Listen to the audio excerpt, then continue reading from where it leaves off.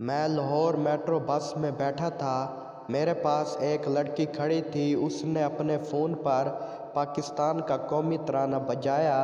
जैसे ही मैं खड़ा हुआ वो बैठ गई। चुड़ैल मेरे सीट पर सियासत खेल गई, कमीनी। रात को शौहर चुपके से बीवी के पास चला गया। बीवी ने कहा बच्चा जाग जाएगा। शौहर वापस आ गया, फिर गया। बीवी ने कहा छोड़ो, बेटा जाग जाएगा। शौहर फिर से वापस आया। कुछ देर बाद शौहर फिर से बीवी के पास गया तो बच्चा बोला ये फिर आ गया मम्मी। डॉक्टर संता से बोला आपका वज़न कितना है? संता बोला चश्मे के साथ 65 किलो। डॉक्टर बोला और बगैर चश्मे के? संता बोला जी वो मुझे दिखता ही नहीं। बहुत तेज हो रहा है, बहुत तेज हो रहा साल। बेटा बोला पापा आपने मेरी माँ में ऐसा क्या देखा कि आपने उससे शादी कर ली? बाप बोला उसकी गाल पर तिल। बेटा बोला कमाल है पापा, आपने इतनी छोटी सी बात पर इतनी बड़ी मुसीबत उठा ली। हम मालूम है तेरे बाप को मत सिखा, चल। मियाँ बीवी में लड़ाई हो गई। आधा दिन खामोशी से गुजारने के बाद बीवी शौहर के पास आई और कहने लगी इस तरह लड़ना अच्छा नहीं लगता।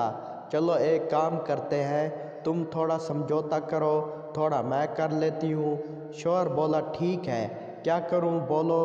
बीवी बोली तुम मुझसे माफ़ी मांगो और मैं तुम्हें माफ़ कर देती हूँ। टीचर अपने स्टूडेंट से बोला कि डॉक्टर का कहना है कि सुबह सवेरे जागने से उम्र बढ़ जाती है। पप्पू बोला सर मुर्गा तो सबसे पहले जागता है और शाम तक शहीद हो जाता है। वहम से बचें और सुबह को आराम से उठें। क्या बोला तूने? एक दुकानदार औरत को कपड़े दिखा रहा था, लेकिन औरत को कोई कपड़े पसंद नहीं आए।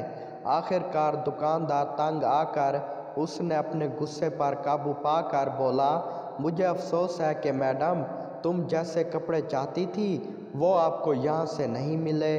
औरत बोली कोई बात नहीं भाई, मैं वैसे भी सब्जी खरीदने निकली थी, मैंने सोचा कपड़े देखती जाऊं। शादी की रात के बाद संता अपनी बीवी से पूछता है क्या आपको इस घर में ज़्यादा दर्द या तकलीफ़ तो नहीं है ना?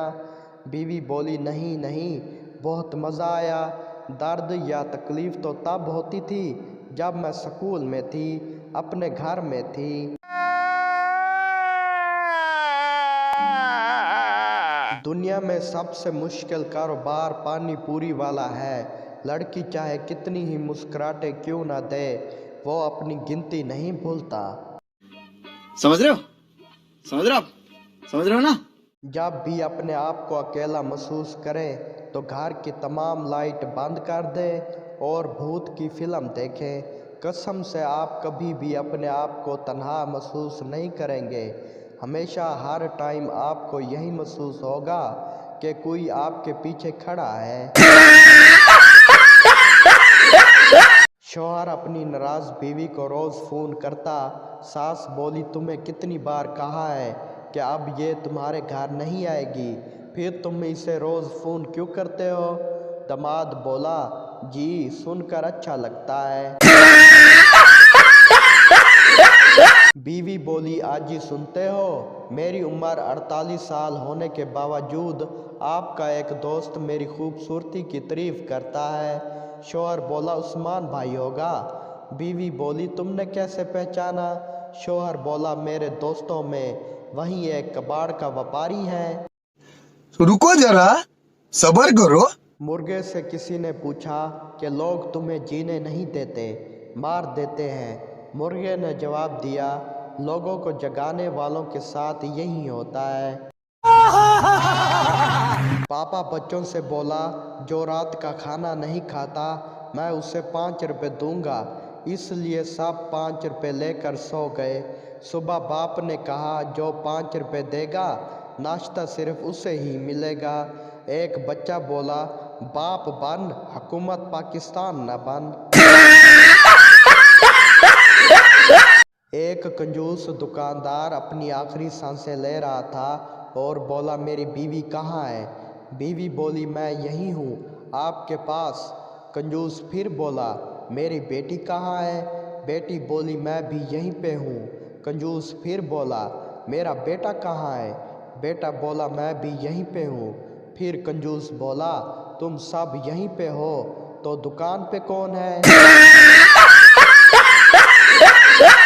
دو عورتیں بات کر رہی تھیں۔ پہلی بولی کیا آپ کو معلوم ہے کہ آپ کے گاؤں کا سرپنچ کومے میں چلا گیا ہے؟